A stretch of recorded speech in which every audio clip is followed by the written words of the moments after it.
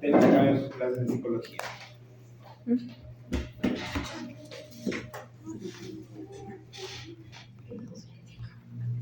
Ya, en general, en aparato urinario, los pacientes, hay dos posibilidades, que puedan venir por consulta, o que puedan venir por emergencia, ¿de acuerdo? Y uno tiene que conocer obviamente por qué vienen los pacientes. Una causa, por ejemplo, de consulta es hematuria, ¿no? Que puede ser sin dolor o puede ser con dolor, y en base a eso hay que más o menos enfrentar el caso y llegar al diagnóstico. Lo que nos ayuda mucho obviamente es la frecuencia, ¿no? Por ejemplo, ¿cuál es la causa más frecuente de hematuria en el mundo? Prácticamente a cualquier edad. Infección. De lejos, infección. Ya, infecciones. En segundo puesto estarían cálculos. Ya. En tercer puesto estaría alguna patología de vejiga inflamatoria, con infecciosa. Luego tumores y luego ya cosas un poco más raras, como síndrome nefrítico, ese tipo de cosas. ¿De acuerdo? La idea de mi clase es, yo voy a tratar de hacer hincapié en qué se pide para determinado problema clínico y ahí cómo abordar esos problemas clínicos. A eso nos vamos a dedicar. ¿De acuerdo? Entonces, en general nosotros ¿qué tenemos? Tenemos los dos riñones, ¿ya? Tenemos aquí los dos riñones, que son bien vistos tanto por ecografía como por tomografía. Pero el primer examen que se tiene que pedir para ver los riñones es ecografía. ¿De acuerdo? Luego tenemos la vejiga. La vejiga se ve muy bien por ecografía. La ecografía sería el método de elección para ver la vejiga, siempre y cuando esté llena. Por eso que a los pacientes, ¿qué les pedimos para hacer esa ecografía? Que llenen la vejiga, que tomen agua. ¿Okay? Que tomen agua. Luego tenemos los uréteres. Los uréteres no se pueden ver en los estudios no contrastados, ni por ecografía. Por ecografía no se ve en general nunca. Por tomografía se ven bien cuando usamos contraste. Cuando estamos sin contraste no se ven los uréteres. ¿De acuerdo? Y la uretra, esta uretra de por aquí, solo puede ser evaluada con uretroscleroscopia retrógrada. Hay que poner al paciente una sonda. Y hay que tener una jeringa con contraste para poder canular esta uretra y poder verla. ¿Okay? En resumen, casi para toda la patología del aparato urinario, el primer estudio que se pide es ecografía. Pero el estudio de elección casi para todo es este que se llama urotomografía. Luego vamos a ver cómo se hace, en qué consiste. ¿De acuerdo? Hay que saber obviamente la anatomía básica, ¿no? Tenemos que saber que existe una corteza y una médula, y nosotros en las imágenes somos capaces de diferenciar existe lo que se llama diferenciación corticomedular, que yo tengo que poder ver la corteza y la médula. Hay algunas enfermedades donde se pierde esa diferenciación corticomedular. A todo esto se llama parénquima. La suma de la corteza y la médula es el parénquima. Y luego tenemos el sistema colector. O sea, la orina se forma obviamente en el parénquima renal, y en el sistema colector va a llevar esta orina a la pelvis renal y luego con los uréteres hasta la vejiga. Los cálculos, ¿dónde se van a ubicar? Obviamente en el sistema colector, ¿no? Aquí, por ejemplo. Entonces, hay patología del sistema colector y patología del parénquima. ¿Qué métodos contamos para ver si enfrentamos a patología del aparato urinario? Placa simple, que solo sirve para ver cálculos ya conocidos actualmente. En estudios contrastados tenemos urografía excretoria, que ya no estamos haciendo, hacemos uno por año ya. 1 por año de estudio. Ya no estamos haciendo este estudio. Ha sido reemplazado ¿por qué? Por Urotem.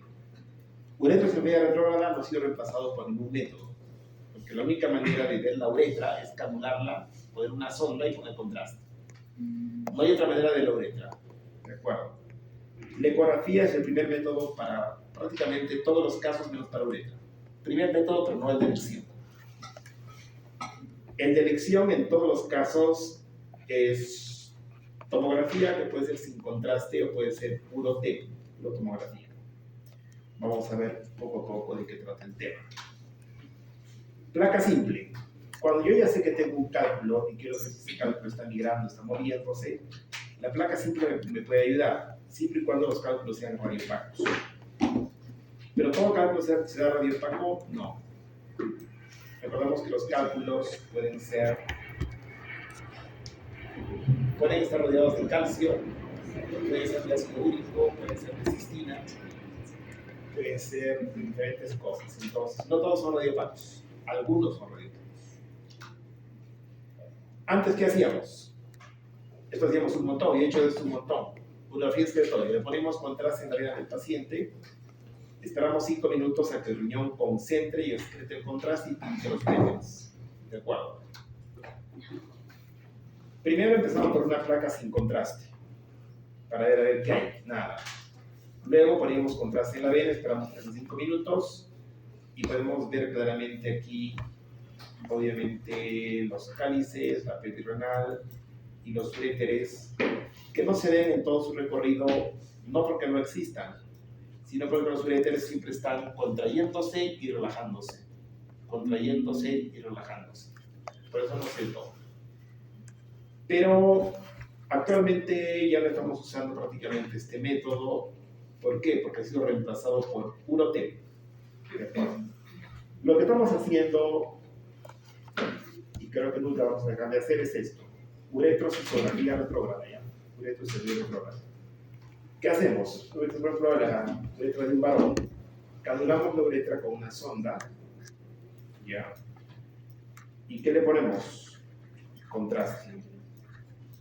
Y pintamos toda la uretra. Toda la uretra. ¿De acuerdo? Hasta rellenar la vejiga. Tenemos que comprobar que no haya reflujo, o sea, que el contraste no se suba para acá, por ejemplo, por los uréteres, que no haya reflujo.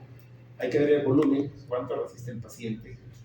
Y luego le hacemos miccional y vemos si hay residuo o no hay residuo. Hay que ver si hay estenosis de la uretra, ese tipo de cosas. ¿De acuerdo? Allí está bien, ¿no? Una uretroesclerosis retrógrada normal. Esta es una mujer con uretra corta. Normal también porque no hay reflujo, ¿no? O sea, no hay orina que se quede. Entonces, está normal, está bien.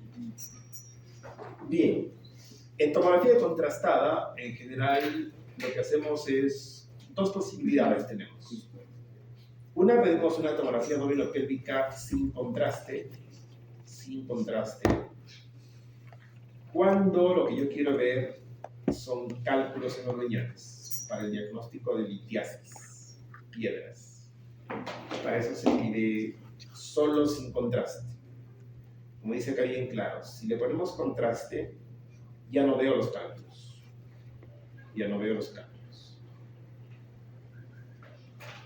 Primera posibilidad, para cálculos. ¿Ya?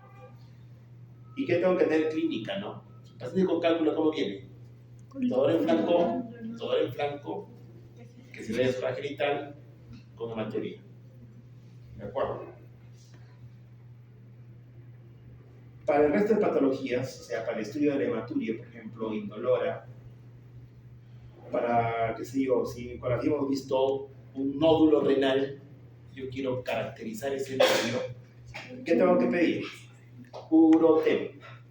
La Urotem es el equivalente en el hígado a la tomografía trifásica. ¿Ya? Es equivalente. Tengo, igual que la trifásica, 4 fases, ¿no? La fase no contrastada, la fase córtico-medular, la fase nefrográfica y la fase excretoria. ¿De acuerdo? Y luego las reconstrucciones. En conclusión, es como tener al paciente bajo radiación solar como 20 o 30 años. O sea, si voy a pedir, tiene que ser por algo. ¿De acuerdo? A todo esto, en el siguiente aporte que voy a volver a hacer hablar a los alumnos, como al inicio,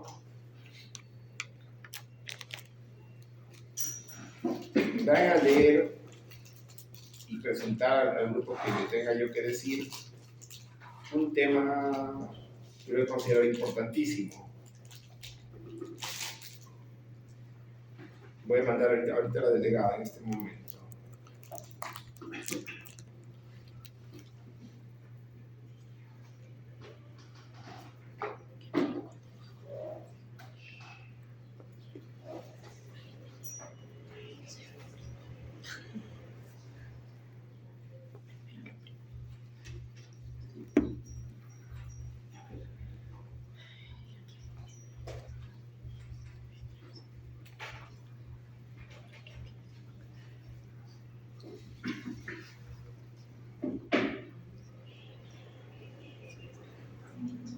Un artículo que titula, bueno, básicamente en este artículo hace hincapié en lo que se sabía hace tiempo, pero lo hace un poco más, digamos, explícito. Una revista famosa de medicina, ¿ya? Vamos a Brenda. En este artículo, con muchas pruebas, se le responsabiliza a la tomografía del 5% de todos los cánceres que existen. ¿De acuerdo? Cuando uno tiene un cáncer no se sabe por qué, ¿no? Uno estudia por qué tengo cáncer de mama y son como teorías, ¿no es cierto? El linfoma, hay teorías sobre eso. Pero no hay algo como que bacilo de Koch produce tuberculosis, eso no existe en cáncer, ¿no? Se está estudiando. Pero de 100 casos de cáncer, ahí argumenta bien ese artículo que 5 son por culpa de hacerse tomografías. Por eso que ustedes deben ser responsables de pedir cuando es necesario. ¿Y cuándo es necesario una imagen? Cuando de su resultado va a cambiar mi actitud clínica, mi actitud médica. ¿De acuerdo? Si yo pido algo, sé, ¿no? Si sale tal cosa, voy a hacer A. Si sale otra cosa, hago la acción D. ¿De acuerdo? O sea, nunca puedo pedir a ver qué pasa, por si acaso, por las puras. No. ¿De acuerdo? Y siempre usar el método más barato y con menos radiación posible para manejar mi paciente. ¿De acuerdo? No solamente para ver la lesión bonita, no es necesario. Y últimamente estoy viendo en el hospital que están pidiendo imágenes por las puras. Por las puras. Un niño tiene tomografía ya hoy día y que 3 días otra vez. Ese riesgo de cáncer en niños pequeños, recordemos que el cáncer se da más, el cáncer radioinducido cuando las células están en crecimiento, o sea, cuando eres niño. En un viejito ya no pasa nada. No pasa nada. Bien, entonces miren aquí, son 4 pasadas de radiación. 4 pasadas. 5 años al sol, fase no contrastada. Otros 5 años al sol, fase corticomedular. Otros 5 años al sol, fase nefrográfica y fase excretoria, otros 5 años al sol. Hay que pedirlo cuando lo justifica. ¿Y cuando lo justifica? Cuando yo ya vi algo por ecografía. Ya. Yo le he pasado el cuy al paciente, mi cuy blanco, he visto un nódulo. Hay que caracterizar el nódulo. Tengo hematuria, pero no me dan luces ni los análisis, no dejo nada, estoy perdido, tengo que pillar el diagnóstico. Me justifica. Fase sin contraste, ¿para qué sirve? Para ver cálculos. Obviamente de paso, ¿no? Porque si solo quiero cálculos, solo pediría SIN nomás. Pero en la SIN solo me sirve para ver cálculos. Obviamente yo tengo que ver la aorta y y darme cuenta que esta aorta está no contrastada. Entonces, me sirve para ver cálculos. La siguiente se llama fase córtico-medular. Se da a los 25 a 80 segundos de la administración de contraste. Y puede diferenciar la corteza de la médula, ¿no? Acá tengo la corteza y tengo la médula. Miren qué color es la aorta. Blanca, brillante. ¿Y qué color es la cava? Oscura, o sea, es una fase arterial, ¿no? Es como cuando veíamos la trifásica, que es una fase arterial, la fase córtico-medular. Luego viene la fase nefrográfica. La nefrográfica es una venosa portal, a los 90 a 120 segundos después del contraste. La aorta y la cava son de color similar, y miren cómo el contraste ya no se puede ver la corteza y la médula, ¿no? Pues se llama nefrográfico, o sea, todo es uno solo. En esta fase, igual que la anterior, sirve, por ejemplo, para ir caracterizando tumores, masas, ese tipo de cosas. Luego viene la fase excretoria. Un riñón sano, ¿qué hace con el contraste? Lo concentra y luego lo elimina. ¿Y qué tengo acá? Contraste en el sistema colector. Acá tengo contraste en los uréteres. Y acá tengo que el contraste ya llegó a la vejiga. El contraste en la vejiga. Obviamente hay que esperar igual que en una fase excretoria 3 a 5 minutos. Y luego,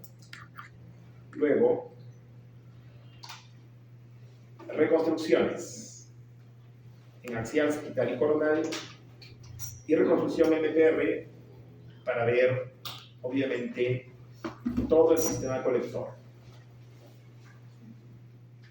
¿Por qué no hacemos hidrodías excretorias? Porque este método, obviamente, ha reemplazado a los anteriores, ¿no? Como con este puedo ver, o sea, los riñones en sí mismos, la aorta, la vena cava, qué sé yo, todo, obviamente es superior a los demás métodos. Pero hay que verlo cuando es necesario. Por ejemplo, de repente, ¿esto qué será? Esto que estoy marcando acá, esta bolita.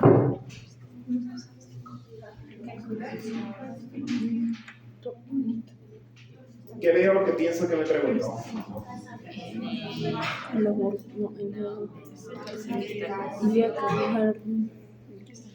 Será obviamente una calcificación en la ilíaca derecha, ¿no?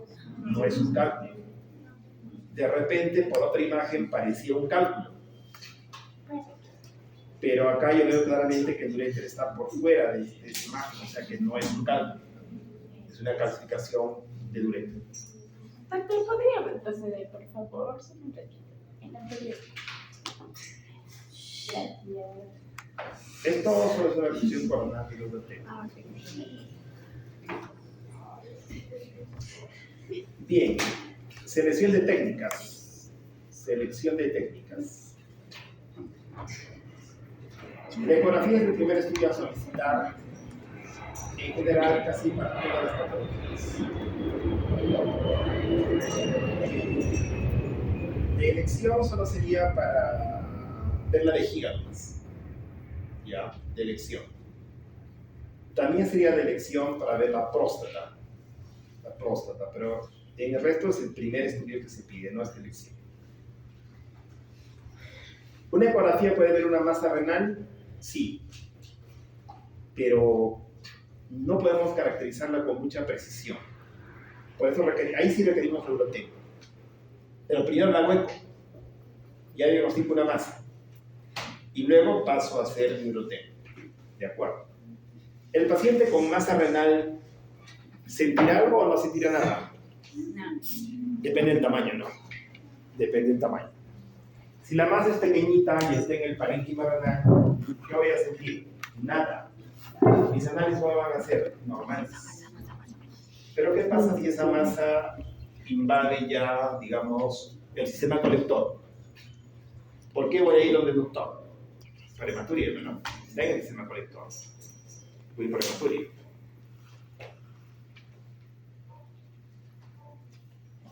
Para el 2025, obviamente yo tendría que diagnosticar una masa cuando el paciente no siente nada. O sea, tenemos que tener una cultura de chequeo, ¿no? De chequeo una vez por año. ¿Qué le piden a los carros una vez por año? Cuando ya tienen unos 4 años de viejos. Una revisión técnica, ¿no? Igual los humanos, cuando de repente ustedes no tienen tanta revisión técnica como yo, ¿no? Son carros nuevos ustedes. O sea, lo mucho que les falla. Les fallan los, que se llama, no sé, las luces, por eso están con lentes. No es cierto, pero otra cosa no. ¿No es cierto? Los faros, les fallan los faros. No les falla nada más porque son carros nuevos. Pero como yo duplico su edad, ya les falla más. Falta aceite, no sé, falta bomba de gasolina, un montón de cosas. Igual con revisión técnica, por eso nosotros una vez por año, antes de vacaciones, hacemos un chequeo. ¿Cuál es la gracia? Diagnosticar cosas a tiempo que se puedan superar. Un tumor renal diagnosticado a tiempo, me operan, muerto el perro, muerta la rabia. Pero ya uno grande, que ya se ha asegurado, lo probable es que me vaya en 2 o 3 años, me muera. Ok, entonces, con chequeos hay cosas que se pueden obviamente controlar. Si tengo, por ejemplo, diabetes, de repente dice, no siento nada todavía, soy casi asintomático, soy hipertenso, asintomático. ¿Cuál es la causa de este trabajo acá, de trasplantes renales por nefropatía? ¿Cuál es la causa del trasplante renal o de nefropatía crónica prevenible en el mundo? Prevenible no, pero controlable de alguna manera. Diabetes. Diabetes, si lo controlas a tiempo, el paciente no va a llegar a diálisis. Quizás nunca llega a diálisis. O sea, no todo diabético entra a diálisis. Entran los que jamás se han controlado y bueno, entran en el hospital por un coma hiperosmolar y cuando entran ya están todos ya complicadazos ya. O sea, tenían años de diabéticos, pero nunca sabían que eran diabéticos. Por eso la gracia es diagnosticar a los pacientes cuando, entre comillas, están más o menos sanos. Más o menos sanos. ¿Ok? Para eso se ha diseñado el laboratorio, están los médicos, para diagnosticar enfermedades a tiempo. Si no hubieran enfermos, ¿a qué nos dedicaríamos? A mantener la salud de los sanos. ¿No es cierto? La cosa es que tus pacientes no se te enfermen, ¿no? No se te enfermen, o sea, de cosas graves, no quiero ser mal de gripe, todos. Pero de cosas que se pueden evitar, diagnosticar a tiempo y tratar a tiempo. Enfermedades crónicas.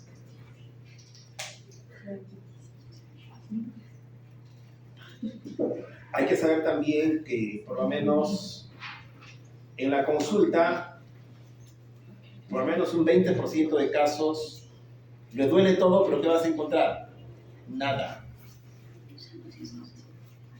Pero tienes que ser astuto para manejar a ese paciente y fidelizarlo para ti. Llegar a manejarlo de alguna manera. Ser más renal el paciente podría venir con síntomas o podría venir con nada. Cicatrices de enfermedades antiguas. Ese riñón que en vez de tener contornos lisos, como en este caso, se va a arrugar. Es un riñón arrugado. ¿Ya? Infección de niño. Hidronefrosis. ¿Qué pasa si un cálculo me tapa el uréter derecho? No sale la orina. Y la orina Mi riñón derecho se va dilatado. ¿Qué enfermedad me producirá hidronefrosis en los 2 riñones? En un varón de 60 años. Próstata. Y lo mismo, hidronefrosis en los 2 riñones en una mujer de 60 años también. O más joven, puede ser, a los 35, puede ser también lo mismo. Cáncer cuello-uterino. Infiltración del piso de la vejiga. ¿De acuerdo? Entonces, cuando vemos hidronefrosis hay que ver si es de un lado o es de los 2 lados. Para ver más o menos la causa. La eco pedí la hidronefrosis, pero no ve por qué. ¿Por qué hidronefrosis? Ya. Quiste renal es un diagnóstico frecuente y la ecografía lo ve muy bien. Muy bien ve la ecografía de los quistes. Reflujo vesículo-ureteral en niños, también la ecografía ve muy bien. Y ahí, como hay que usar poca radiación, primero hay que diagnosticar antes de pedir estudios superiores. El trasplante renal de ecografía es muy bueno, obviamente, para evaluar al paciente tanto pre como post trasplante. También existen tomografías, pero en los trasplantados renales la ecografía es muy buena para ver complicaciones luego del trasplante. Bien, tomografía computarizada. Este es estudio de elección. Estudio de elección. El anterior es el primer estudio que se pide. Este es el de elección. En traumatizados, obviamente, ecografía varía perder tiempo. En la siguiente clase vamos a ver qué se hace en general de traumatismos. Todo traumatizado se le hace una tomografía. Si yo me traumatizo, ¿solo me lesionaré el riñón o me lesionaré todo? Todo. El paciente con traumatismo abdominal cerrado no se traumatiza cualquier parte del cuerpo. En la siguiente clase vamos a ver más o menos buena idea cómo es el manejo de eso. El manejo imagenológico, digamos. Pero en general requieren tomografía todos los traumatizados. Infecciones complicadas. Las infecciones no requieren imágenes, ¿no? Si tengo una infección urinaria, requiero tratamiento. Pero ¿qué pasa si al tercer día no me curo? Al cuarto día estoy peor, estoy febril, estoy igual de fiebre y cada vez estoy peor. Puede haber complicaciones. ¿Qué pueden ser complicaciones? Cálculos, malformaciones congénitas, que me esté abscedando. Eso requiere imágenes. Neoplasias. Hemos visto hace un rato las neoplasias. Masas renales. Masa renal es un absceso renal, por ejemplo, ¿no? Neoplasia, bueno, es una masa, pero que es un tumor. Nosotros, por tomografía, podemos asegurar que una masa, casi asegurar, no diríamos al 100%, ¿no?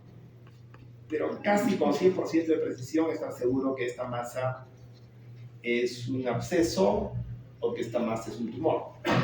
Porque los dos en eco se parecen, ¿no? Son muy parecidos.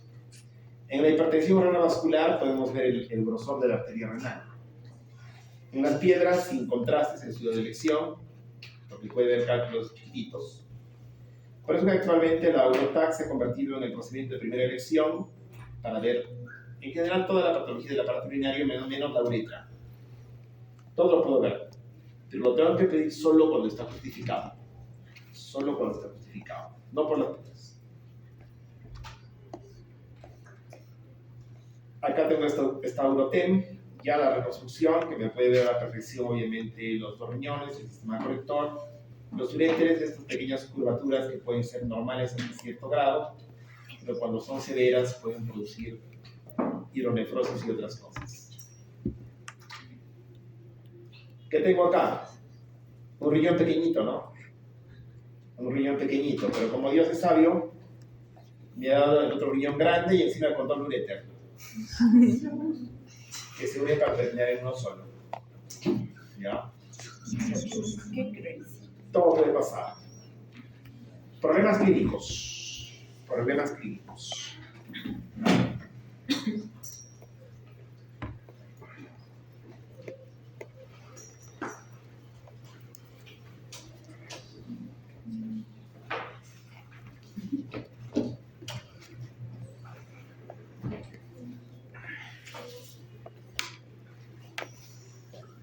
¿Por qué vienen los pacientes? Obviamente, masa renal no vienen diciendo que tengo masa renal, ¿no? Pero puede ser, si trabajas en un hospital grande, el paciente viene referido de una posta porque le han encontrado una masa en eco. ¿De acuerdo? Ya. Dolor agudo de flanco. ¿En qué piensas? En cálculos. Con la hematuria tiene muchas cosas que pensar. En su libro Radiology for Students habla de la hematuria. Y que seguro voy a preguntar cosas de hematuria en el examen. Pielonefritis aguda. Pido imágenes solamente cuando la infección no se cura al tercer o cuarto día de tratamiento. Masa escrotal aguda, que tengo que pedir ecografía. Uropatía obstructiva. Hay muchas causas, ¿no? Cálculos, próstata, tumores, anomalías congénitas. Igual, en cada caso hay que ver qué se pide. En insuficiencia renal, el examen de elección es ecografía. Básicamente son por estas causas que el paciente te va a buscar. La sintomatología va a ser variada, ¿no? Va a ser variada. sería fácil que un síntoma sea igual a una enfermedad, ¿no? ¿Cuántos síntomas hay en general de todas las especialidades? Sumando todo. En el aparato urinario, ¿qué síntomas hay? Disuria, poliuria. Como 10 síntomas nomás, ¿no? Disuria, poliuria, tenesmo, Nicturia. hematuria, no sé, ahora 10. Pero enfermedades, ¿cuántas tengo? 200, 300, 400, 500 enfermedades. Y todos pueden tener casi lo mismo, ¿no?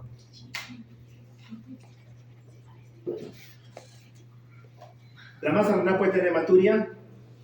Sí. ¿Dolor puede haber blanco? Sí. ¿La nariz puede tener hematuria? Sí. ¿Masa de hematuria? No. ¿Uromatía de hematuria? Sí. ¿Anomalías congénitas? Sí. ¿Insuficiencia renal? También. O sea, se dan cuenta que todo puede tener lo mismo, ¿no?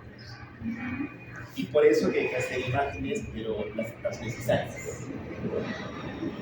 Por eso se hace laboratorio, es necesario. En laboratorio puedes excederte un poco más, porque ¿qué dice el juramento hipocrático? No hacer daño. ¿Ya? O sea, te van a usar algún método que no sea riesgoso para el paciente. Las radiaciones, como se pasó en ese artículo moderno, con hace tiempo se sabía esas cosas, pero se sabe ahora con un poco más de precisión. Ahora vamos a ver esto. Paciente que acude a hacerse un chequeo médico e incidentalmente tiene este hallazgo por ecografía. Tema de riñón, lo negro en ecografías es anecoico. Lo anecoico en ecografía es líquido. ¿Esto qué cosa es? Un quiste renal. Bosniak 1. Bosniak 1. Los alumnos tienen que saber la clasificación de Bosniak, de quistes renales. Siempre pregunto, todos los años, 1 o 2 preguntas sobre el Bosniak de los quistes renales. ¿Qué datos clínicos puede tener este paciente?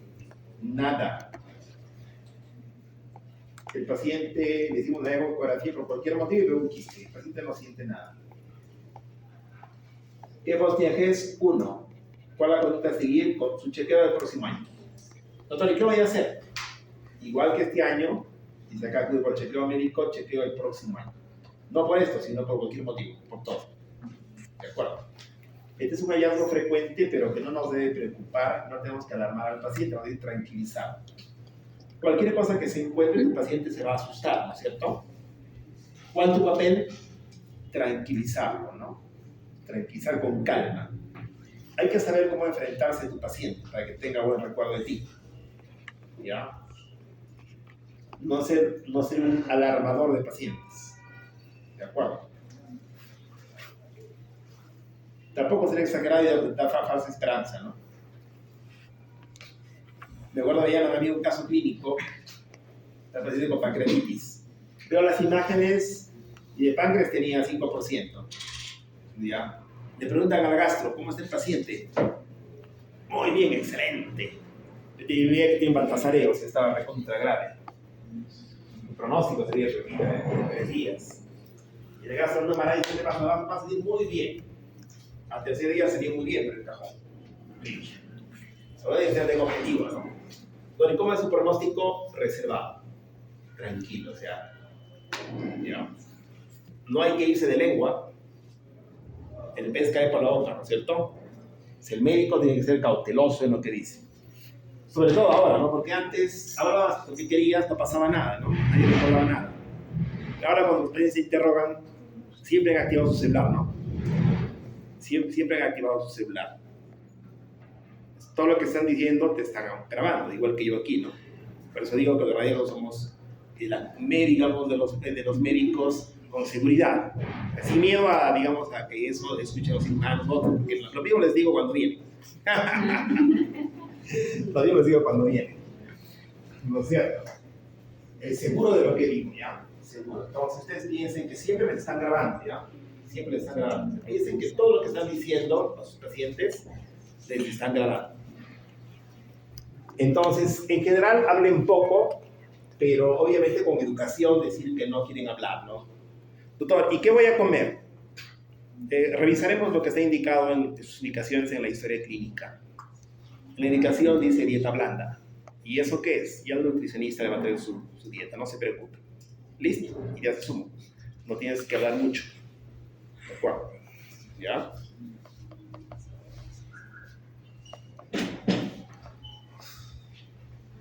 Entonces, en estos Bosniak 1, ¿qué necesita el paciente? Chequeo del próximo año. O sea, no es solo cáncer, no es nada, es algo simple. Pero este es un nódulo hepático, perdón, una masa renal. Igual viene por chequeo, no le duele nada, pero yo encuentro una masa renal sólida. Toda masa sólida tiene que ser evaluada por urotomografía. ¿Este paciente podría tener hematuria? Sí, porque esta masa parece que invade, como también no. Podría ser sí o podría ser no. La otra cosa, probablemente el paciente no va a sentir nada. ¿Existe dilatación pilocalicial? No. ¿Cuál es la conducta a seguir? Urotem. Ahí sí está justificado. Porque yo tengo que estar seguro si esta masa contiene grasa o no contiene grasa. ¿Los tumores malignos contienen grasa?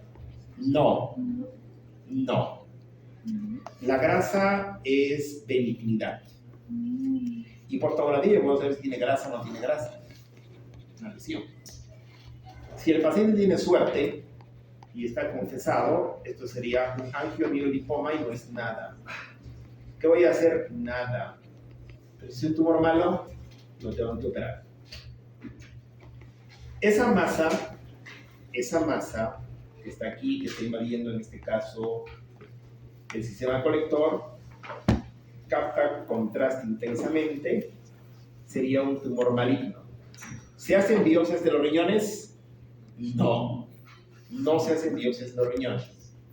El radiólogo diagnostica con precisión NN renal, ya, como un patólogo. Obviamente él no dice que es un tumor a células claras, ¿no? Es un patólogo. El radiólogo solo dice tumor sólido, que compromete el parénquima renal, y el radiólogo tiene que decirte si hay compromiso de la vena cava y de la vena renal. Porque existe lo que es la metástasis, el trombo tumoral. ¿De acuerdo? Y luego, ¿qué tengo que hacer? Ya sé que hay tumor. ¿Cuál es el siguiente paso? Estadiaje. Tengo que hacer tomografía de cerebro, todas abdomen y pelvis. Y ver si hay metástasis en otras partes del cuerpo. Si hay metástasis en otras partes, operaré al paciente, ya no, por las puras, ¿no? ¿Para qué operaré? Se va a morir igual. Pero de repente hasta se muere en sala. Y la indicación era mala. Entonces, siguiente problema clínico, obstrucción urinaria.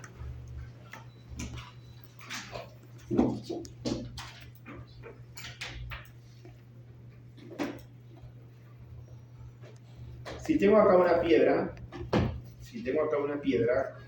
que está migrando, se va a dilatar este riñón y el radiólogo va a ver por ecografía qué cosa, hidronefrosis. Por ecografía no vamos a ver la piedra.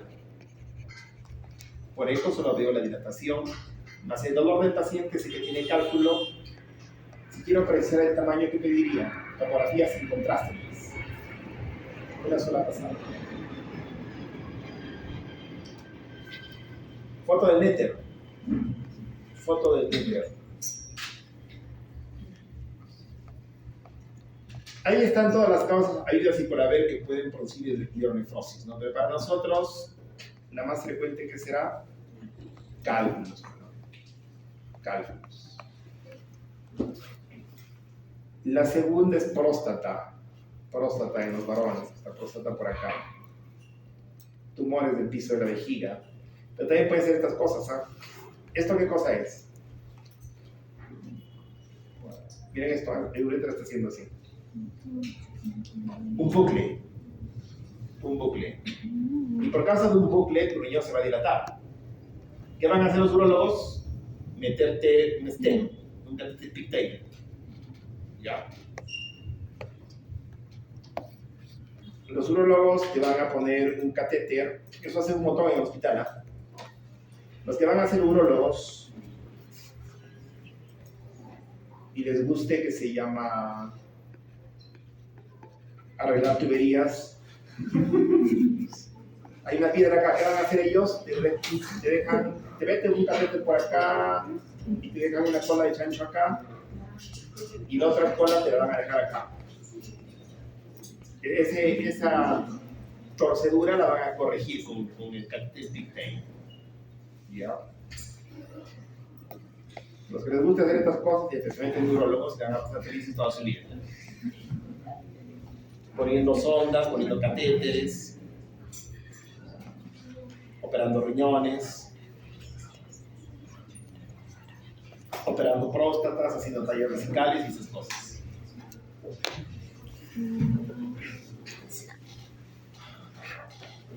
¿Qué pasa en las cirugías? ¿Qué pasa en las cirugías, sobre todo las cirugías ginecológicas? Un mioma grandazo está pegado al uréter, ¿no es cierto? Sus ginecólogos al sacar el uréter se bajan el uréter. ¿Tu paciente qué tendrá? Tiene sonda vesical, pero en vez de salir 1,5 litros que tiene que salir, salen pues 400 con la sonda. Porque si ellos se han cortado el uréter, ¿dónde está yendo la orina? Al peritoneo. Y el paciente está doliendo el abdomen. Me piden ecografía y yo qué veo, líquido libre. O sea, no puedo asegurar que es orina. Si le hago, digamos, un estudio contrastado, sí vería que el contraste sale, ¿no? Pero obviamente, si me han operado, el paciente estaba sano y no está orinando, mi lógica, ¿qué me dice? Que obviamente el uréter está bueno. Tienen que estar los urólogos a reparar ese problema. Las piedras, el siguiente problema, piedras, dolor en el flanco, que es la zona genital. Cuando pueden ser diagnosticadas por ecografía de 5 milímetros para arriba, muy bien. O sea, digamos, con eco basta, ¿no? Tengo el diagnóstico claro acá. Es una piedra, acá hay otra piedra, y el uréter está dilatándose. ¿Por qué está dilatándose esto? Porque debe haber otra piedra que está descendiendo. Entonces, basta con la ecografía para mi diagnóstico. ¿Ya? Y mi tratamiento, probablemente. ¿Qué tengo acá? Riñón dilatado hidronefrótico con piedras. ¿Qué significa? Que una piedra está en tránsito. La hidronefrosis es moderada cuando se dilata la arteria renal, pero el parénquima se mantiene bien.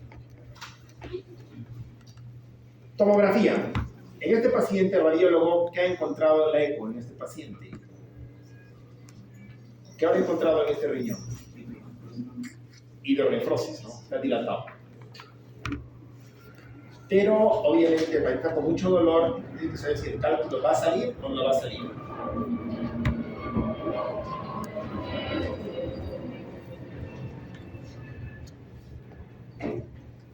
Si es menos de 10, casi siempre sale. Entre 10 y 12, más o menos, ya depende ya. Cuando hay así cálculos y no salen, los urólogos han dicho que ponen su Pictain, ponen acá, ¿no? Van a poner su Pictain. Nosotros, por repercusión, tanto la coronal, la sagital, ¿qué tenemos que darle al urólogo? ¿Cuánto mide el cálculo? El tamaño de este cálculo y cuántas unidades Hansen tiene. ¿Cuán duro es? Porque la litotripsia depende de la dureza del cálculo. Pero no todos los litotriptores rompen cálculos de la misma densidad. Hay algunos potentes que rompen cálculos muy duros y otros que no tienen la potencia, ¿no? Por eso que yo tengo que informar, ¿no? En tercio medio de derecha, presión magnetísica de 9 por 8 milímetros con una densidad de 988 unidades Hansen. Fecha y firma, Eric Flores. Y listo. Doctor, ¿y se puede romper? Yo estoy tranquilo, ¿no? Su urólogo lo va a ver. Listo. No digo más. Y por escrito todo, ¿no? Los radiólogos hablamos por escrito, ¿no? Nada de flow. Nosotros todo escribimos y sellamos lo que escribimos. Y mi observación tiene que ser reproducible, ¿no? O sea, otro radiólogo que lo ve tiene que volver a medirlo. De repente hay un radio de 1 milímetro y la densidad puede variar un poquito, ¿no? La idea es que las cosas en medicina tienen que ser objetivas y medibles. Medibles, ¿ya? Un buen médico da cosas medibles, ¿no? ¿Cuánta orina tiene la vejiga? Mucho. No lo sirve. 400 centímetros cúbicos. Cada uno verá si es mucho o poco. ¿Cuánta plata hay en tu billetera? 10 soles. ¿Será mucho o poco? No sé, depende para quién. En la mía hay 1000, puede ser mucho o poco, no sé, depende para quién. ¿Cierto? Depende para quién. O sea, nunca diga mucho, poco ni regular. Eso no existe ya. Eso no existe. Solo diga un número nada más. Cuando se pueda. Siempre diga un número. Doctor, ¿cuánto voy a tomar de mis pastillas? 500 miligramos 3 veces al día por 7 días. Punto. Ni mucho ni poco. ¿Con cuánto se aprueba? Con 13.51, 50, ¿no? 13.50. Listo, se acabó. No hay duda. ¿Y con cuánto se desaprueba? Con 13.49. Listo. Así de fácil son las cosas. ¿Con cuánto se entra a dar mi examen? Con todas las asistencias hechas en la práctica y con una falta en teoría. Y listo, o sea, solo son números. Solo son números. ¿Qué día vamos a hacer práctica esta semana? Martes, miércoles y viernes. El jueves es feriado. ¿Qué? ¿Por qué? Día de trabajo. Mi día, ustedes no. Ustedes es el 23 de septiembre, ¿no es cierto? Día del estudiante, 23 de septiembre, ¿no? Sí. Día de la primavera. ¿Martes? ¿Qué dijo? Martes, miércoles, viernes. ¿Viernes? Martes, miércoles y viernes. Martes, miércoles y viernes. El sábado ya no es para que estudien, pero no. El sábado es el examen.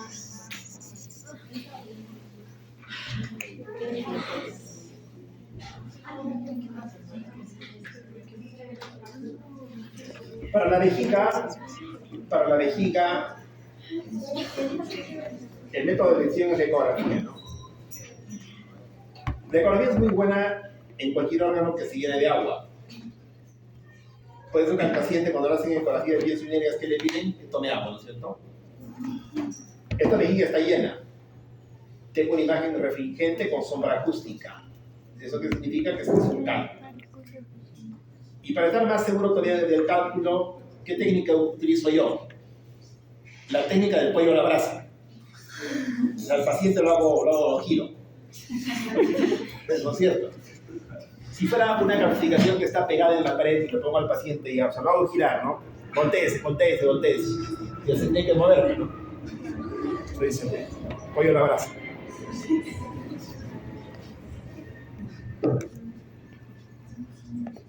Son cosas efectivas. Tremenda piedra. ¿Saldrá por los dedos esa piedra? Imposible, ¿no?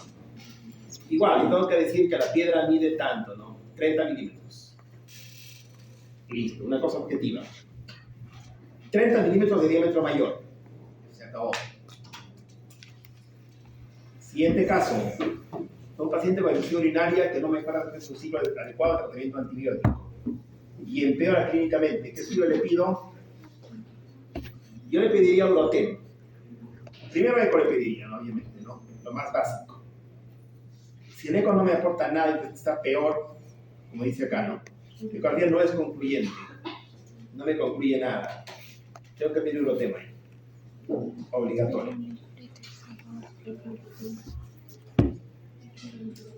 ¿Qué tratamiento se utiliza para infección urinaria? El que se utilice cuando ustedes ejercen medicina. El que se utilice cuando... Cuando yo era alumno, con ustedes, la infección urinaria se trataba con nitrofurantoína. No sé si todavía se trate con eso o no. En cada momento de la historia de la medicina, los tratamientos varían. O sea, varían.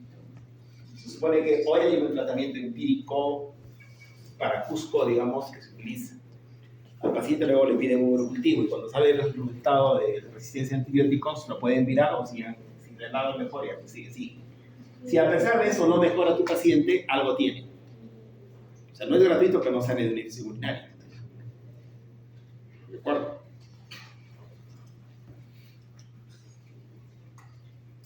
¿Y qué tengo? Le he pedido tomografía a este paciente. Le he pedido tomografía. ¿Ven estos puntos negros acá? Esto se llama nefrograma estriado. Estos puntos son zonas necróticas dentro del riñón que se van a abscedar. Lo equivalente a estas partes de acá. ¿Qué tendría que hacer yo? Mirar mi tratamiento. Si miro mi tratamiento y el paciente sigue empeorando, se va a abscedar. ¿Qué me quedaría? Operarlo? No tengo de otro. Muchas veces las causas son, por ejemplo, cálculos que se pueden tratar, malformaciones congénitas que se pueden manejar de alguna manera y otros casos ya no, tienen que operarlos. Pero en general las infecciones no requieren imágenes. La insuficiencia renal. ¿Cómo se diagnostica una insuficiencia renal? Por laboratorio, ¿no? La uricatrina está muy elevada. Lo que tú no sabes si esa insuficiencia renal es aguda o es crónica. ¿Por qué? Porque en el agudo de repente puede haber algunos síntomas, digamos, un poco más evidentes clínicamente, pero a veces tampoco no mucho. Y el crónico a veces ni sabe que está enfermo. Ni sabe que está enfermo. Pero, ¿qué vemos nosotros por ecografía? Riñón pequeño, corteza ecogénica, o sea, y pérdida de diferenciación córtico-medular. 3 datos importantes. Entonces, mi paciente tiene urea y creatinina en el cielo, volando. Si mi riñón es pequeño, como en este caso pequeñito, un riñón normal mide por lo menos 10 centímetros, 9 centímetros como mínimo, y el parénquima 14, y es pequeñito, ¿qué voy a pensar? Los dos riñones chiquititos. ¿Qué pienso? Hizo una nefropatía crónica, o sea, de mucho tiempo. ¿Podré biopsiar a este paciente? No. Solamente me queda tratar si es hipertenso, hipertensión, la diabetes, o no sé, alguna causa manejable que se pueda tratar de alguna manera para contener la enfermedad. Pero probablemente este paciente va a llegar a máquina, sí o sí, ¿no?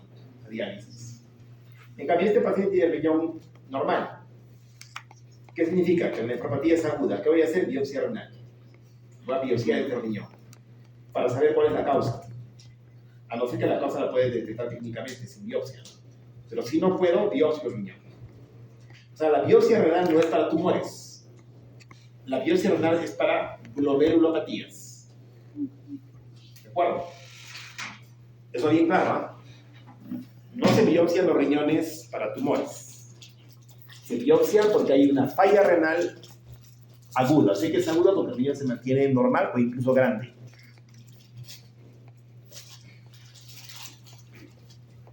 Para los radiólogos se hacen biopsiar riñones. La gracia es que lo lee. En caso de Cusco se tiene que mandar todo a Lima, Limón. ¿Qué día? El mismo día que el paciente se le biopsia. Se biopsia tempranito, se manda a Lima a sitios que son especialistas en ese tipo de cosas. Para saber si podemos manejar al paciente, de repente se pulsa con corticoides, algo de eso, y el paciente puede mejorar.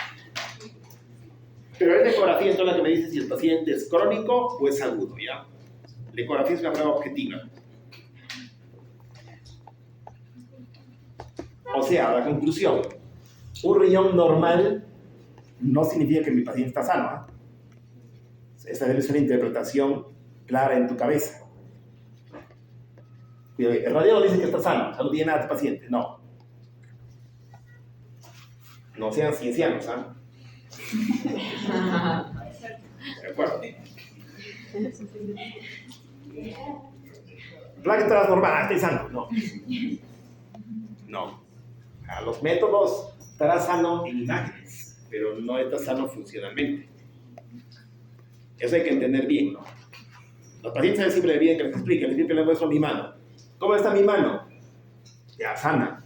Pero a ver, me dicen, mueve los dedos. Y no puedo mover. Le digo, la foto de mi mano no me garantiza que está sana. De repente no la muevo. Entonces, hay que entender así las cosas. Las imágenes, algunas son funcionales, pero otras no. La Eurotem es una prueba funcional, ¿no es cierto?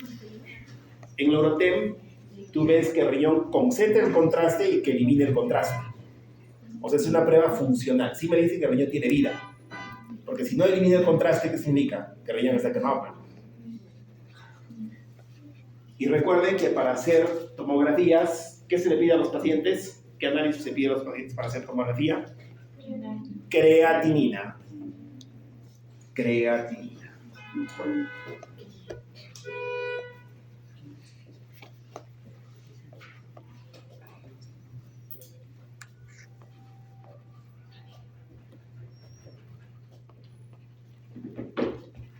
Tienen que estudiar harto, ¿eh? En cada aporte aumento el grado de dificultad de mis exámenes. Mientras no sea en práctico. Aumento el grado de dificultad de mis exámenes. Por ejemplo, pregunto en cada línea, ¿no? Marcar verdadero o falso. Si creatinina en tomografía, sea verdadero. Siguiente. Un riñón es prácticamente normal, gracias a que piensas sano, falso. Algo así. No tengo hijos. O sea, Si fallas una vez, te estás quemado. no, o sea, sí, bueno. Ay, es que es la verdad.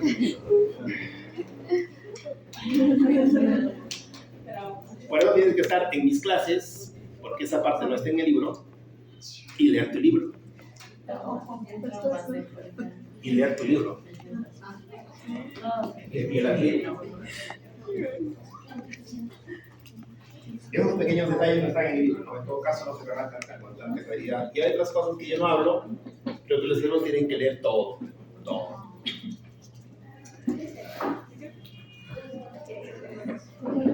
O sea, el día del trabajo, mientras yo esté relajado, feliz, contento, van a estar estudiando. Desde muy temprano hasta altas horas de la noche. Y así disfruta el día del trabajo.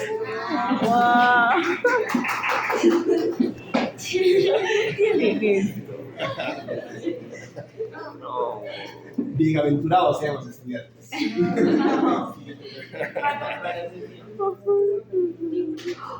Pero luego de sus 7 años de esfuerzo va a llegar tu recompensa, ¿no?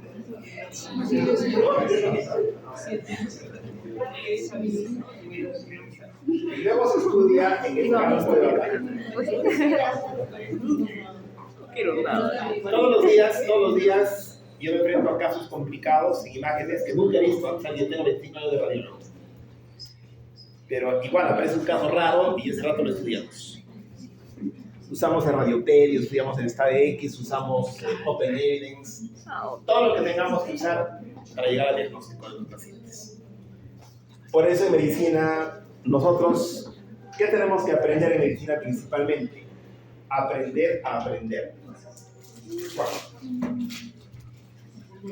En el residentado médico, por ejemplo, la formación es solos, ¿ah? Tienes pacientes que son los libros, digamos, y tú te enfrentas a ellos y tienes que estudiarlos. ¿Cómo? Como cuando estudiaba radiología, cuando estudiaba semiología, cuando estudiaba farmacología, igualito. De la misma manera. De la misma manera. Por eso que cada uno logra una técnica durante estos 7 años de estudio de los, ¿cierto? Y bueno, la radiología utilizo puro ciclómetro. Veo un caso raro, por ejemplo, no sé, masa renal, ya que sea masa renal. Otro caso, pérdida de la diferenciación de la materia gris y blanca en el cerebro, ya pum, eso, de los diferenciales. Un par de datos clínicos y llegamos a la meta.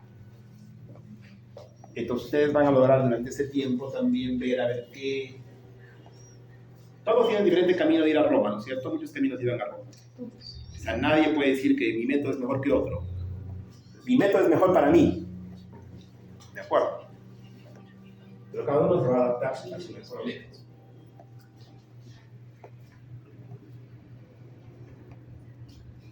Yo estoy recomendando doctólicos para este deporte. Quizá existan mejores, pero para mí no. Listo.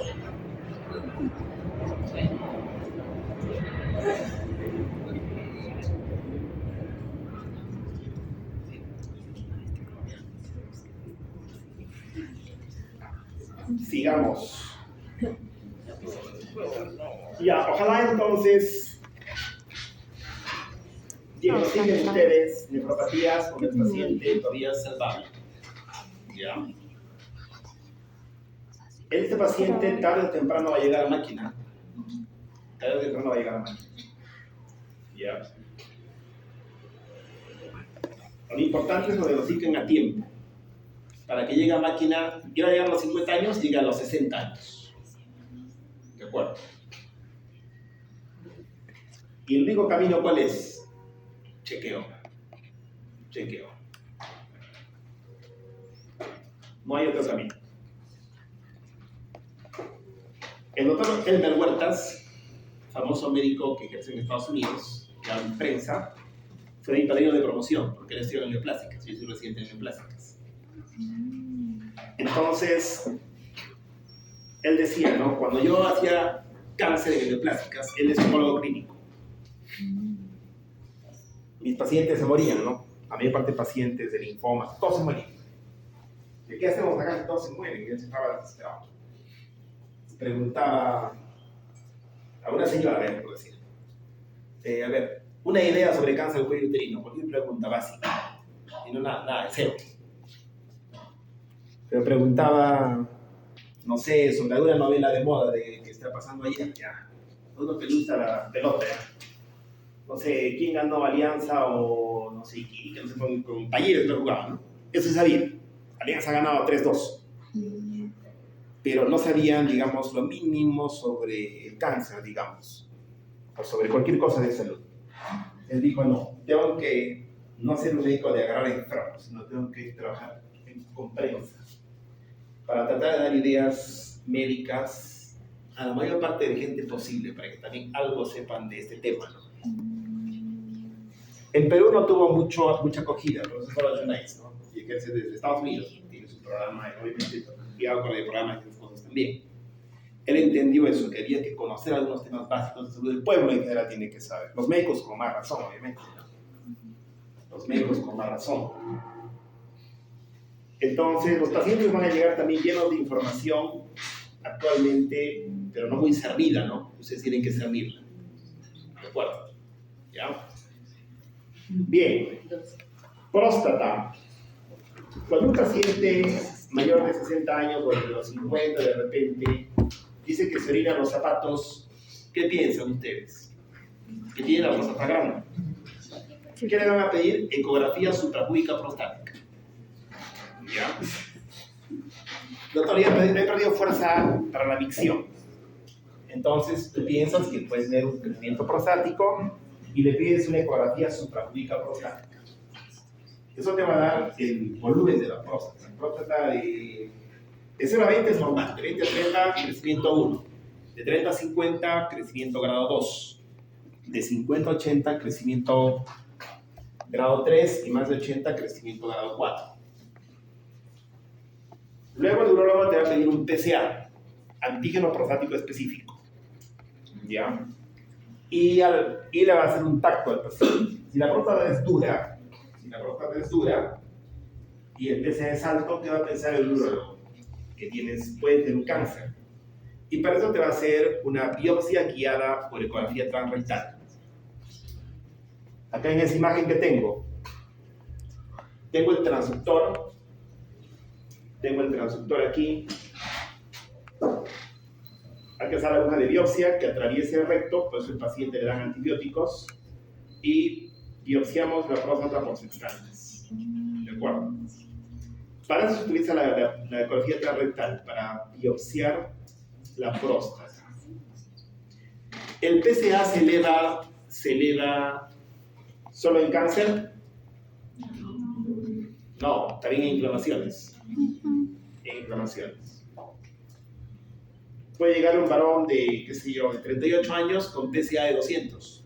El PSA normal es hasta 4. Desesperado, doctor, le tengo cáncer.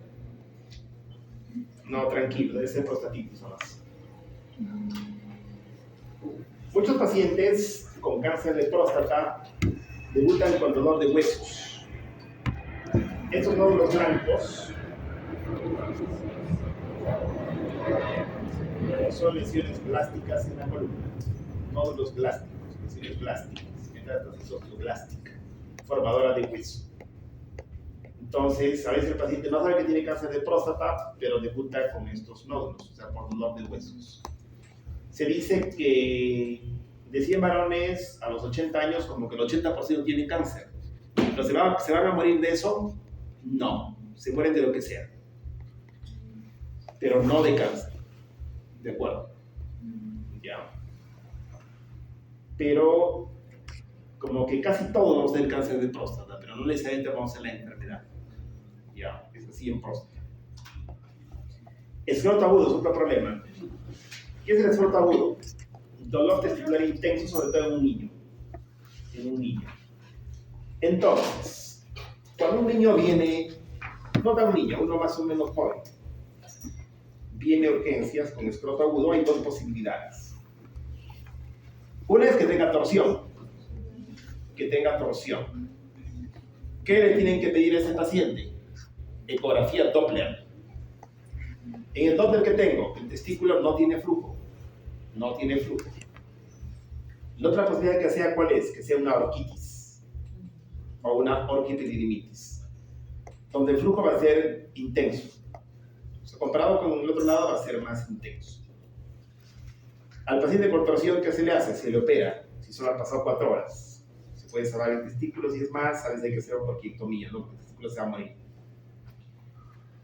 En la orquitis y epididimitis, ¿qué se hace? Tratamiento antibiótico. O sea, la ecografía es muy buena para distinguir si el escroto agudo es por torsión o por orquiepididimitis. Cuando hay un nódulo testicular, como en este caso, un nódulo testicular, y no tiene flujo, piensas que es benigno, o sea que no es nada malo. Pero, si como en este caso hay flujo, piensas que es un tumor malo. ¿Y qué hay que hacer? Orquiectomía. Orquiectomía. ¿De acuerdo? ¿Se hacen biopsias del testículo? No. No. El radiólogo va a diagnosticar claramente que esto es un tumor, aunque no lo sea. En radiología, toda lesión en el parénquima testicular se considera cáncer, aunque quizá no lo sea. ¿Qué pudiese ser si no es cáncer? ¿Cuál es la enfermedad de las 1000 caras? Que todo puede ser. Cuando dices eso, nunca fallas. Te preguntan, ¿y esto qué puede ser? Y dices, eso nunca fallas. Sobre todo en Perú. Tuberculosis. Tuberculosis. ¿De acuerdo?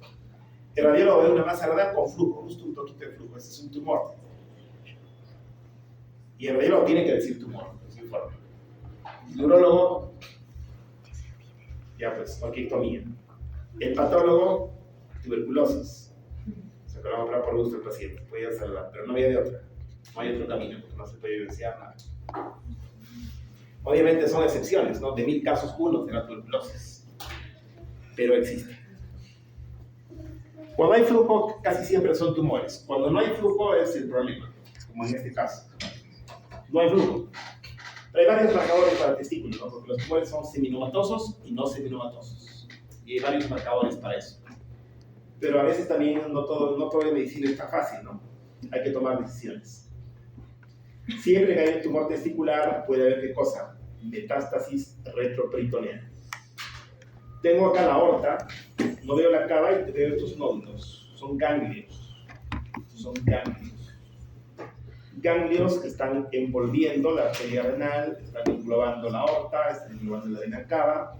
Es clásico de metástasis testicular que responde muy bien felizmente a la quimioterapia. Responde muy bien a la quimioterapia.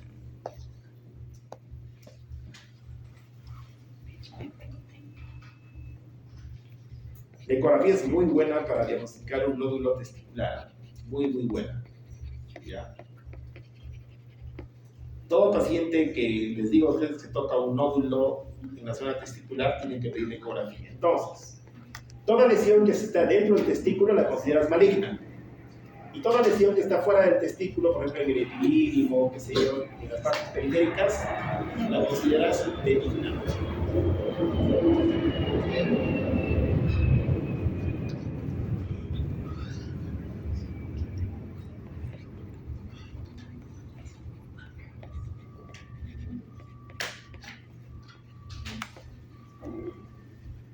Lamentablemente a veces la quimioterapia, a veces el remedio es peor que la enfermedad, ¿no?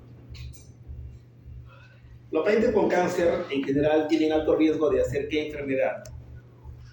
En las venas. Trombosis. Trombosis. Trombosis. Por sí mismo el cáncer es trombogénico. ¿Ya? Y cuando le dan quimio, el riesgo de hacer trombosis aumenta enormemente. Por eso que al paciente le asignan un consentimiento informado, ¿no? Te meten quimio a veces y haces un TEP. Entras caminando y a los 5 días sale frío. Luego de quimio. O haces un infarto cerebral, por ejemplo. Un trembolismo pulmonar.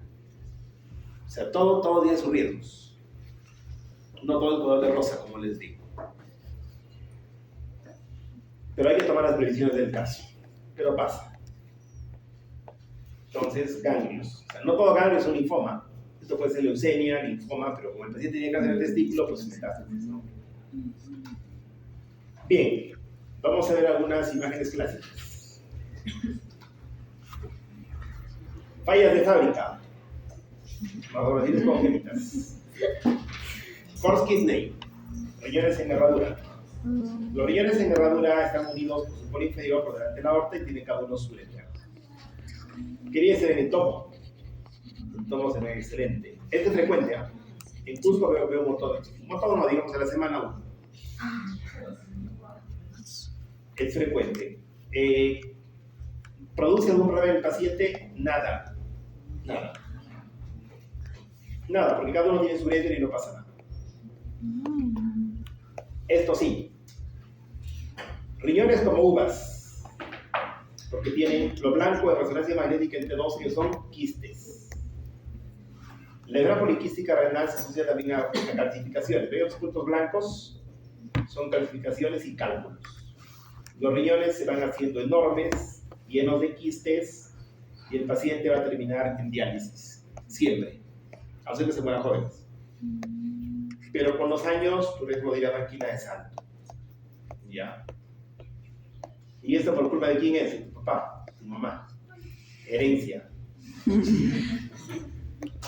Ya les dije, no solo se hereda la casa, ¿no? También la miopía, también la poliquistosis, también algunas tonterías, todas esas cosas. También algunas cosas buenas. Todo. Muchas cosas se heredan, otras no. Otras no, ¿cierto? Pero existe también la epigenética, ¿no? Que es superar cosas de la herencia para hacer diferente.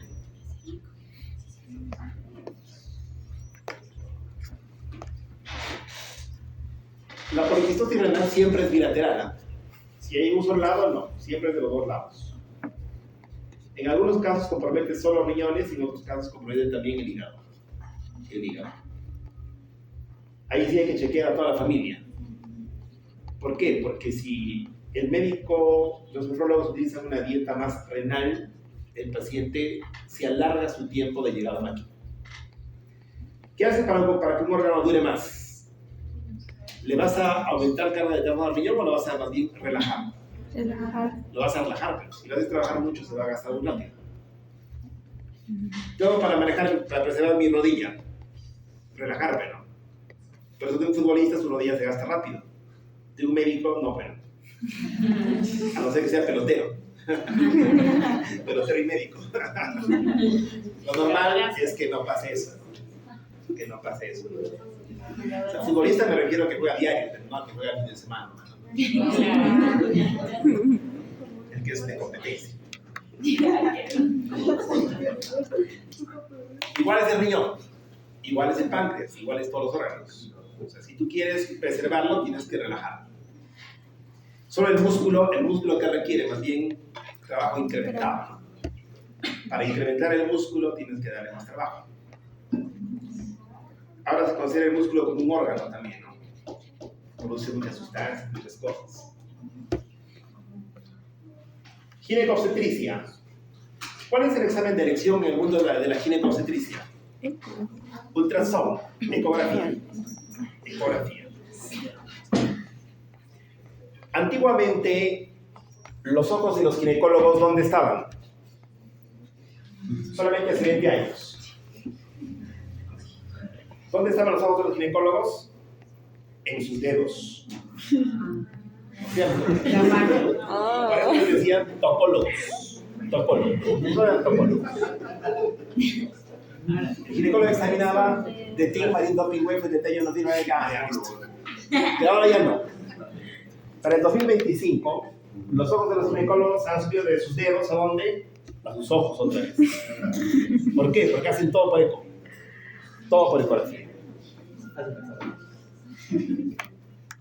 Todo por eco. Ya no son tan topólogos ya. Ya tocan menos. ¿Qué métodos contamos? Ecografía sirve para todo. Ecografía Doppler en algunos casos particulares, para recordar un tumor ovárico. Histerosalpingografía. Si una mujer no puede quedar gestada, hay que hacer una histerosalpingografía. Tomografía, cuando ya diagnosticó un tumor y quiero estadiado. ¿Ya? Y resonancia magnética igual. Ya diagnosticó un tumor por eco y quiero estadiado. Una mujer que no puede quedar gestando. No puede quedar gestando. Le hemos hecho ecografía, está normal el útero y está normal los ovarios, pero no se embaraza. ¿Qué tengo que hacerle? Histerosalpingografía para ver cómo están las trompas de falopio. ¿Qué hago para hacer una histero?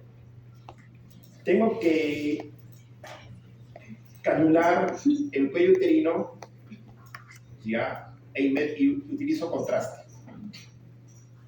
Hay unos aparatos que usamos, ¿no? Meto el contraste al revés, pinto toda la cavidad uterina, pinto la trompa de falopio, introduzco un poco a presión el contraste y veo si el contraste cae, el peritoneo no cae. Acá todavía no ha caído, acá tampoco, pero acá sí ya cayó, ¿no? Acá ya el contraste está desparramándose en todo el peritoneo, acá también el contraste en el peritoneo. ¿Qué significa? Que las trompas están permeables. Ya, muchas veces este procedimiento de la histerosalpingografía es diagnóstica y terapéutica. Una mujer no podía quedar gestando por 8 años, pero ya tenía un bebé de 8 años, ya no tan bebé, un niño de 8 años. Y no se podía embarazar. Le hacemos el procedimiento. Se nos desmaya en la camilla, porque el procedimiento puede ser doloroso. Cuando ponemos el contraste y no atraviesa, metemos a presión. Somos bastante presión para que el contraste se desparrame por eso. La mujer se desmaya, desmayada en la camilla, ya, revive. Y a los 3 meses viene a buscarte con su regalo, cada embarazada.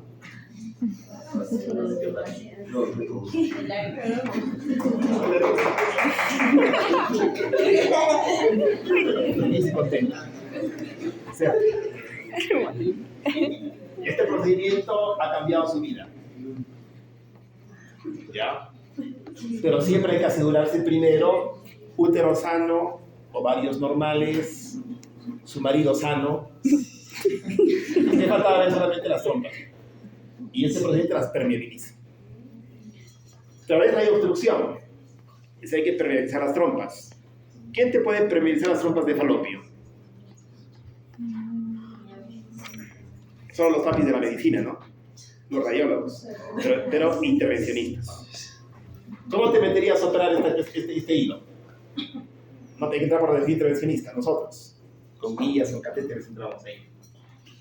A prevenir las cosas. A ver, radiólogos. Bueno.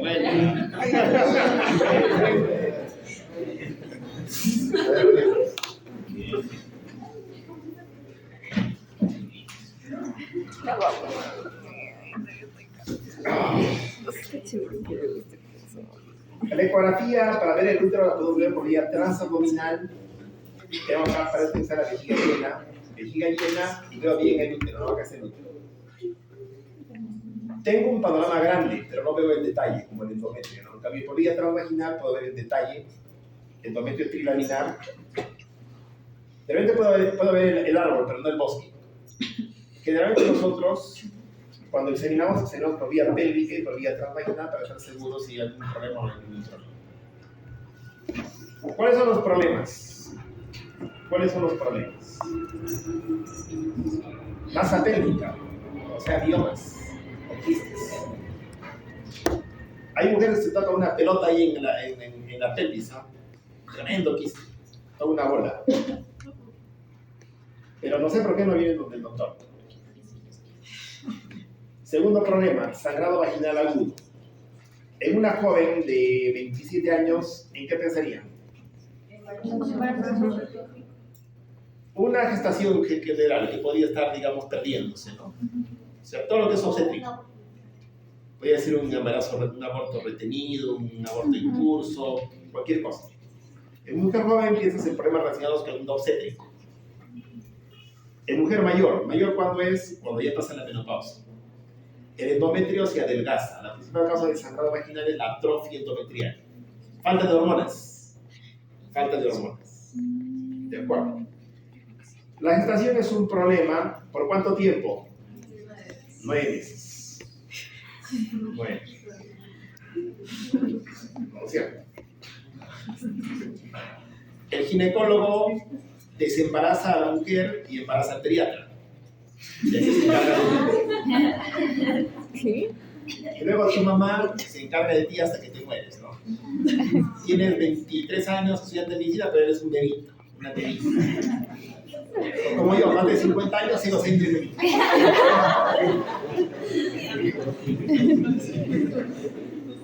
Cierto, que tu mamá siempre eres un bebito, una bebita. Doctor, una consulta, ¿por qué aparecen los quistes? Bueno, en las mujeres.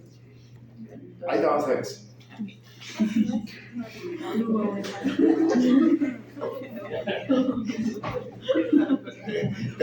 Tu médico te va a explicar.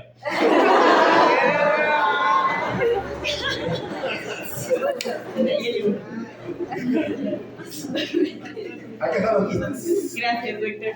Ahí están los quistes. Pero así. Ya, entonces, cuando un quiste es simple, ¿qué significa simple? Que contiene solamente agua. Cuando este quiste simple mide hasta 5 centímetros, ya, no se hace nada. ¿Por qué? Existe el ciclo ovárico.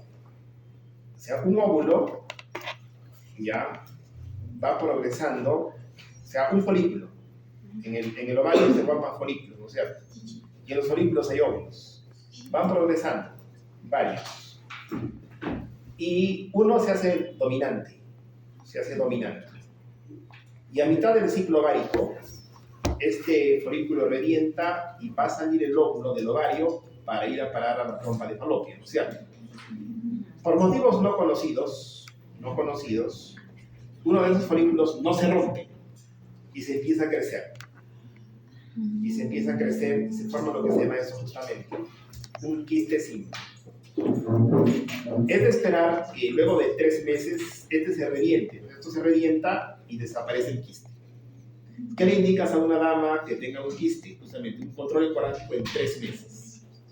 Si en 3 meses esto no desaparece, ya no pienso que es un folículo que no está reventado. Ya pensaría que esto es un tumor.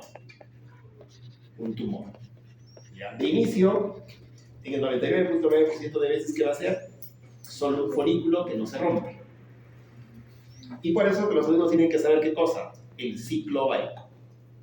Quizá ahora no tanto, en su momento, ahora más ginecología. Tienen que estudiar bien el ciclo ovárico. ¿Ya? El ciclo ovárico. Entonces, un quiste simple, cuando su contenido solamente es líquido, tiene pared delgada y no tiene componente sólido. Pero ¿qué pasaría si este quiste yo le veo acá un componente sólido? Ya sería un tumor. ¿Los tumores de ovario se biopsian? No. El radiólogo diagnostica tumor ovárico. Solamente dice que es un quiste con componente sólido. Todo quiste que tenga componente sólido y que tenga flujo en ecografía Doppler va a cirugía. Por ejemplo, este parece que tiene estas mallas, ¿no? Este enmarañado, como unas mallas de pescado, pero no tiene flujo al Doppler. Esto podría ser un quiste hemorrágico, por ejemplo. Los quistes pueden contener solo líquido, pero pueden ser hemorrágicos, como en este caso. Es un quiste complejo, pero no tiene flujo, es benigno. ¿Qué voy a hacer? Esperar 3 meses. Pero en este caso es un quiste, pero ¿qué tiene? Componente sólido. Como no se vio recién, ¿qué tengo que hacer? Cirugía. Cirugía. Algunos me saldrán tumores malignos, otros me saldrán tumores borderline, y otros milagrosamente salen cosas benignas. Como por ejemplo, ¿qué cosa? Miomas degenerados. ¿Ya? Cosas que se parecen pero no son. Pero por culpa de esos, a todos hay que operar. A todos hay que operar. Yo quisiera que todos sean bonitos como este, ¿no? Ya todos, este es un clásico, ¿no? Pero en medicina todos son diferentes. Justo yo hice mi tesis en el accidentado en esto, en tumores ovarios. O sea, hay unas escalas en Doppler donde uno puede predecir la malignidad. Se agarré, creo, como 100 pacientes. En toda paciente que se iba a operar mañana, yo hoy día le hacía su ecografía. A ver qué pasaba, a ver, digamos, cuánto le achuntábamos en malignidad. Obviamente que se hecho por otros radiólogos también, ¿no? Finalmente, digamos, de 100 casos que se operaban en neoplásicas, más o menos 70 eran cáncer. Y 30 eran otras cosas, como endometriomas, quistes degenerados, incluso masas de intestino, ¿eh? Que se parecían a eso, caprichosamente, que se parecían, pero no eran, ¿no? No eran. Había que operar, sí. A veces la única manera de saber qué es el caso es el campo de batalla, o sea, ya cuando en las cirugías, ¿no? En las cirugías.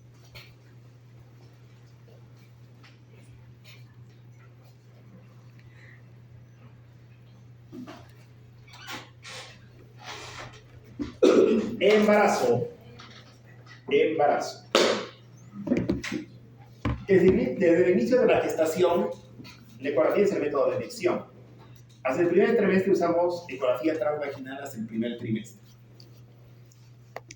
¿Qué es lo primero que tengo que saber si una mujer está gestando?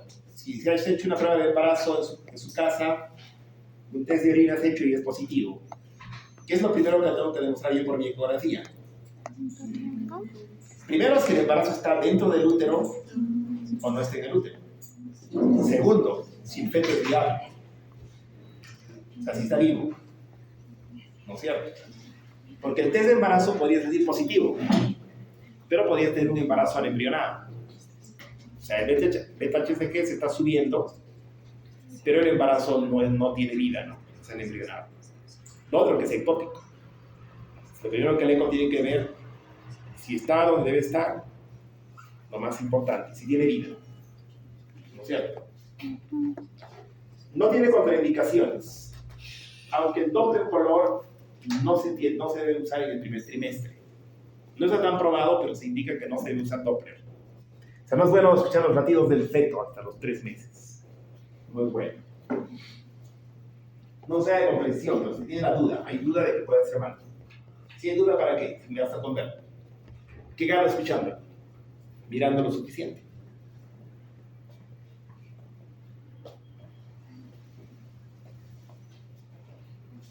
Cuando crece, cuando el embarazo se hace más grande,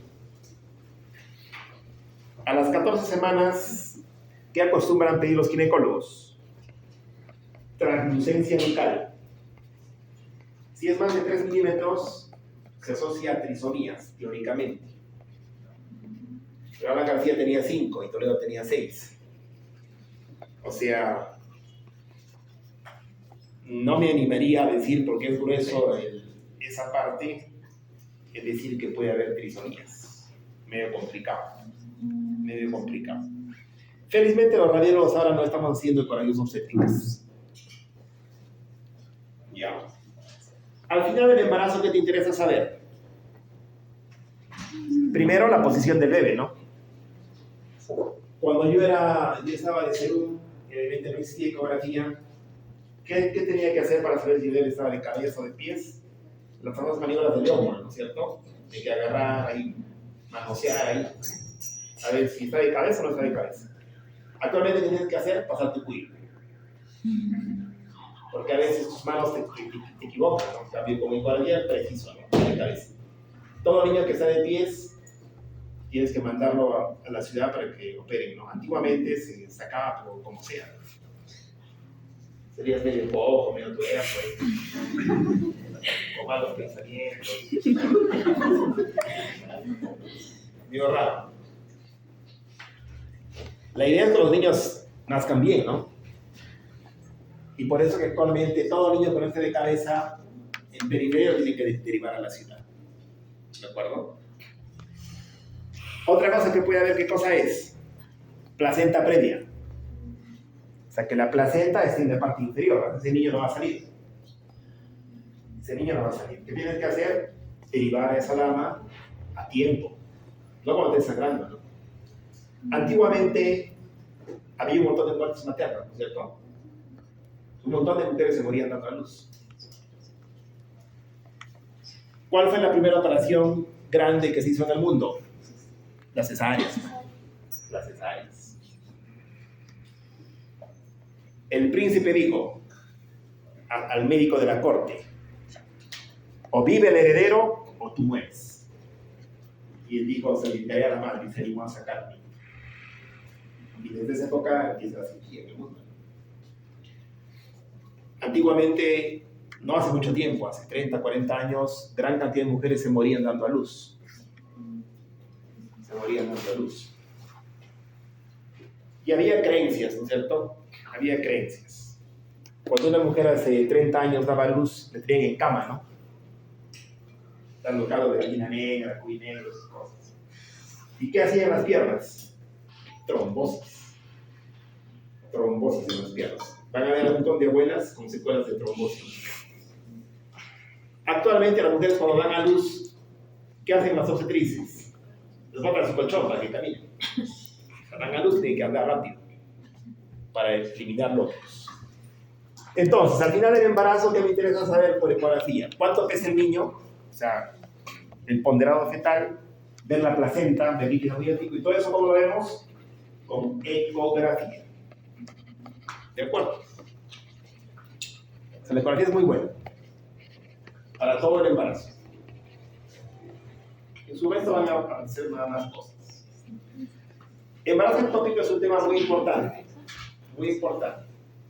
El embarazo ectópico, con más frecuencia, ¿dónde se ubica? En la trompa de falopio. En la ampolla de la trompa de falopio.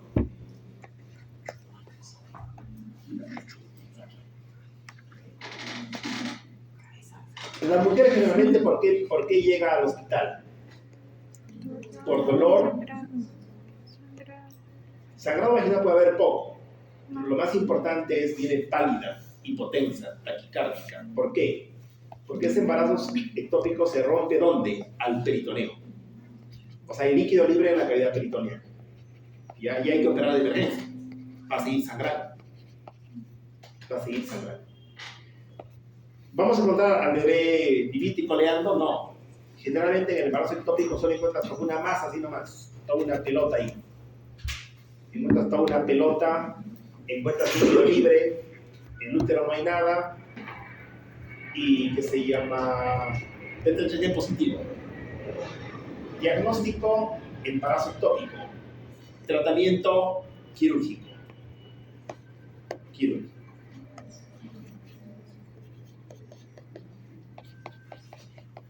Suficiente para esta clase. Nos vemos el miércoles a la 1 o'clock. ¿Dónde? En Coyana. ¿Dónde es Coyana? 3 kilómetros más abajo.